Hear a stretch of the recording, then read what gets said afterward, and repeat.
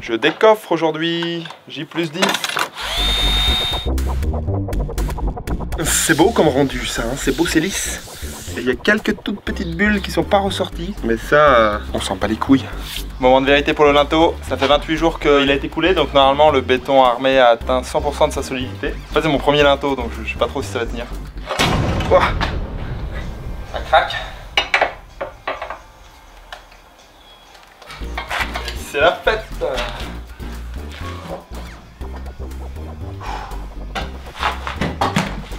Ok. Normalement c'est droit, c'est solide. Yeah. Et pour la suite, il va falloir faire une maçonnerie précise. Alors j'ai dû redessiner les plans en plus grand pour pouvoir prendre des cotes un petit peu correctement. Avec ça, si le poseur de fenêtre il me fait pas des trucs propres, encore faut-il que j'ai fait une maçonnerie qui respecte les cotes. Et ça, j'aime autant te dire que c'est pas gagné. C'est reparti pour un nouveau coffrage ce matin. Aujourd'hui, je coule pour avoir un bel appui pour les fenêtres. Là, j'ai la structure métallique pour mes deux poteaux qui vont partir au-dessus. Je vais couler jusque là aujourd'hui, après je referai des coffrages pour monter plus haut. Et mon coffrage horizontal. Et c'est tout bon. Putain, je suis malade ou quoi? Ça va me faire du bien, un petit peu de ciment. Ouais, un petit peu de ciment. Ça m'a quand même fait 7 bétonnières et toute une après-midi tout seul. Et voilà un petit coup de lissage à la truelle pour que ce soit propre. J'espère que les fenêtres vont se sentir très bien ici. Et j'espère que ça va être droit aussi, de niveau et tout ça. Et c'est l'heure du décoffrage. Alors là c'est un coffrage avec du béton qui n'aura pas de résistance mécanique. Donc je peux décoffrer à partir de quelques jours. Petite vérification du niveau. Comme ça va être un appui de fenêtre, il faut que ce soit droit et qu'en dessous il n'y ait pas trop de vagues. C'est important que les maçonneries soient bien faites pour qu'après les menuiseries soient bien posées. La bubule, elle est au milieu, alors il n'y a pas de problème. Et c'est reparti pour du coffrage. Il faut être précis parce que ça va être les murs qui vont tenir les fenêtres. Bon pour le moment c'est un petit peu bancal encore.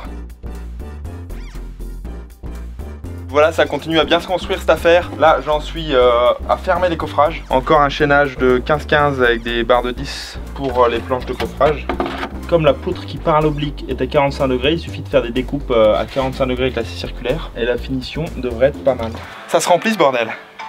Tout à base de seaux, glisser délicatement dans les coffrages et vibrer pour que ce soit bien propre, bien lisse et bien solide. Ah merde, c'est quoi ce délire?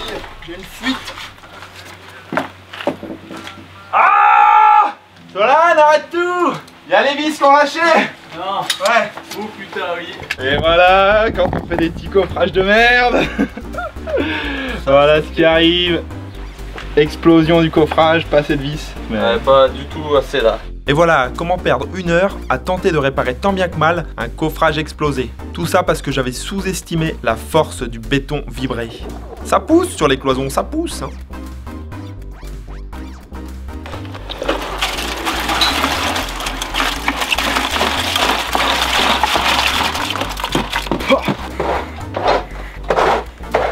Moi je le regarde faire là, ça y est. Ah non! Qu'est-ce qui s'est passé? Ah, ça me casse les couilles, putain. Ah, mais un coffrage, faut que ça soit solide. De toute façon, à chaque fois que je filme, il se passe des trucs de merde. Ouais, je comprends pourquoi les gens aiment pas trop la maçonnerie. Et ouais, mon gars, la préparation, c'est important. C'est la fin? C'est la dernière. Ah, on est en train de mourir. Le chaud. Ouais. Et oui, incroyable, ce matin, un nouvel ouvrier sur le chantier. Hello, comment vas-tu? C'est le père. Décoffrage des piliers ce matin. Ah ouais, ah merde, on a mal revibré quand il y a eu la fuite. Il en manque un peu, c'est pas grave. Ça s'est écoulé avant-hier, donc on va redécoffrer aussi. Et après faire les coffrages de tout en haut pour le linteau final.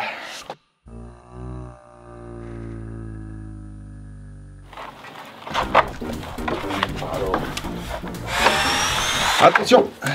Eh oui. Ça va, tant que c'est les vieux qui prennent, c'est pas trop un souci. Alors on attache les petites ferrailles entre elles, sinon elles s'en vont quand on coule le béton. J'ai déjà expliqué tout ça dans un épisode précédent, donc il n'y a pas trop besoin normalement. Il faut recouper encore et toujours.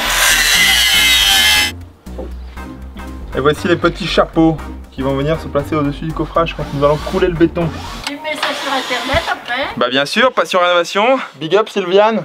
Ça c'est YouTube. YouTube ou pas, mais ça dépend. C'est la technique à grand-papa? Ah, il va se reconnaître.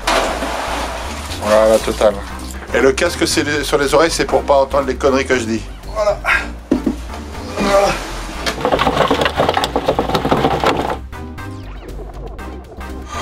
joué. Merci. Une bonne chose de faite. Et voici la fin du coffrage. Autant dire que le remplissage n'était pas aisé au chantier. Et c'est l'heure de décoffrer le dernier linteau.